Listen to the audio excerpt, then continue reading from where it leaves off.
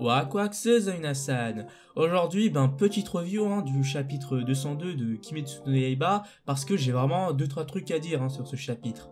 Mais bon, d'abord ça parle de quoi le chapitre? Au début du chapitre, on a un Tanjiro en train d'attaquer Inosuke, qui lui est incapable de dégainer son sabre contre Tanjiro. Mais il est stoppé net par sa sœur Nezuko, qui essaye de le raisonner, en lui disant des paroles qui peuvent sembler neuneux, mais assez profond, je trouve. Car elle dit à son frère de rentrer à la maison en le suppliant de ne pas tuer, de ne pas devenir un monstre. C'est profond et parlant, parce que Tanjiro a tenu ce même discours au tout début de l'œuvre. De ce fait, maintenant les rôles s'inversent ici. Celui qui doit être sauvé, c'est Tanjiro. Et si on part encore plus profondément, on pourrait même dire que c'est le monde qui l'a rendu comme ça. Tanjiro, depuis le début de l'histoire, s'est battu seul. Oui, certes, il s'est battu en groupe pour exterminer Muzan, mais dans sa lutte pour sauver sa sœur, fondamentalement, il était seul. C'était son but premier. De ce fait, depuis le début de l'histoire, il porte en lui un grand fardeau, celui de sauver sa sœur, de faire en sorte qu'elle ne devienne pas une meurtrière, et surtout de protéger sa seule famille. Ainsi, Tanjiro, qui aujourd'hui se relâchant de tout en devenant démon, même si ce n'est pas volontaire, dans la construction du personnage, ça a un sens. Scénaristiquement, ça a un sens. Ici, ce n'est pas Tanjiro qui doit sauver, mais c'est Tanjiro qui doit être sauvé.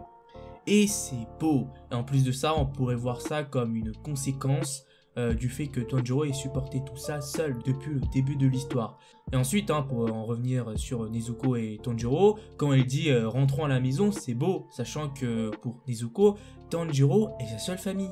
Et c'est l'une des raisons pour lesquelles le duo Tanjiro-Nezuko marche si bien, et pourquoi leur lien est puissant. Preuve en est que dans le chapitre même, on voit que Nezuko atteint la conscience de Tanjiro à certains moments. Parce qu'à certains moments, on le voit vraiment douter, ce qui est sûrement une amorce du retour de Tanjiro. Puis en parallèle, autre point important du chapitre, Kanao. Kanao, l'élève de Shinobu, est aussi une sorte de love interest de Tanjiro, même si je trouve que ce n'est pas très explicite. Mais bon, ça se trouve, je me trompe complètement. Ça se trouve, c'est juste une amie, je sais pas. Va essayer de sauver Tanjiro en utilisant le médicament anti-démon, pour faire en sorte que Tanjiro redevienne humain. Du coup, à la fin du chapitre, on a une Kanao essayant de sauver Tanjiro, Nezuko essayant de le raisonner, et surtout, point assez drôle, Tanjiro qui lance un Sero, comme dans Bleach. En plus, ici, on peut faire un rapprochement avec Naruto et Bleach, car tout comme eux, on a des gens, dont une fille qui essaye de le raisonner, de revenir sur le droit chemin. Bon, c'est assez cliché, mais ça marche. Ensuite, la transformation de Tanjiro m'a fait beaucoup penser à la transformation de Kyuubi contre Pain, avec son exosquelette bizarre, parce que voilà, je pense que c'était un peu un clin d'œil pour Naruto et Bleach. Du coup, voilà. Bon, je pense pas que ce soit du plagiat, parce qu'il y en a plein des mangas qui font ça et des animés. Du coup, je pense que c'est plus un clin d'œil qu'autre chose, ou une réutilisation des codes établis par Bleach et Naruto. Je sais pas. Du coup, pour finir cette vidéo, parlons un peu du déroulé, du comment ça va se dérouler dans les semaines à venir. Du coup, moi, je pense que, bon, comme vous tous, je pense qu'il y a 3 solutions possibles. Du coup, on a Tanjiro qui peut mourir dans les prochains chapitres, ce qui est très peu probable, je trouve. Puis, on a un Tanjiro qui peut s'enfuir juste après que Kanao l'ait administré le poison anti-démon, possible aussi mais moyennement. Puis il y a la dernière hypothèse qui je pense va se réaliser, c'est l'hypothèse Tanjiro va redevenir humain. Du coup, pourquoi je pense ça? C'est parce que on est aujourd'hui on est dans le Weekly Shonen Jump.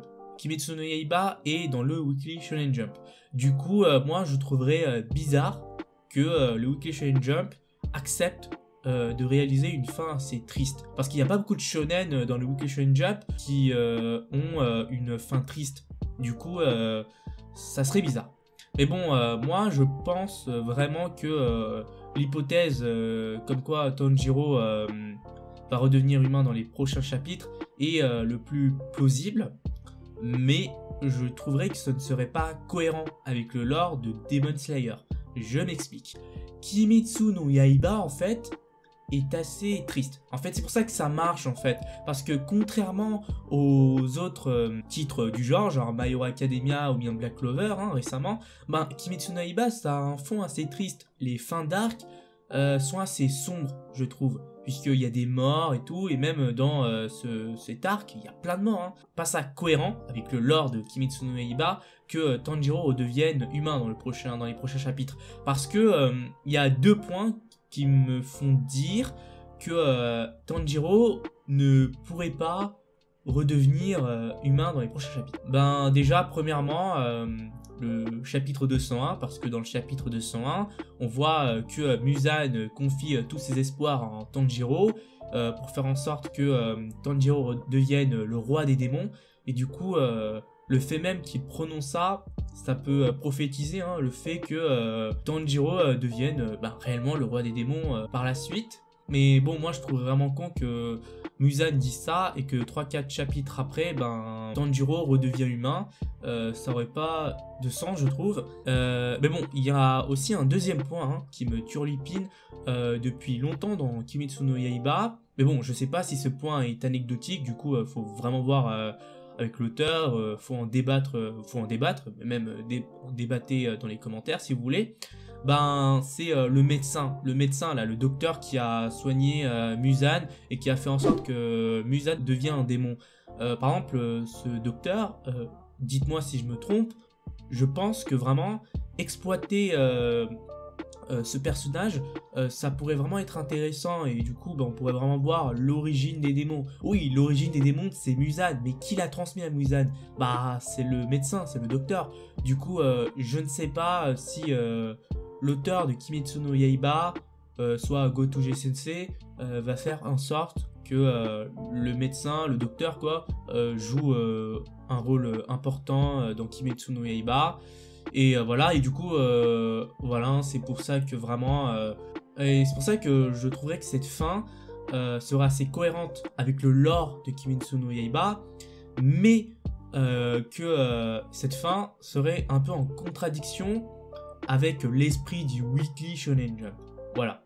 Bon du coup, c'est ainsi que s'achève cette vidéo.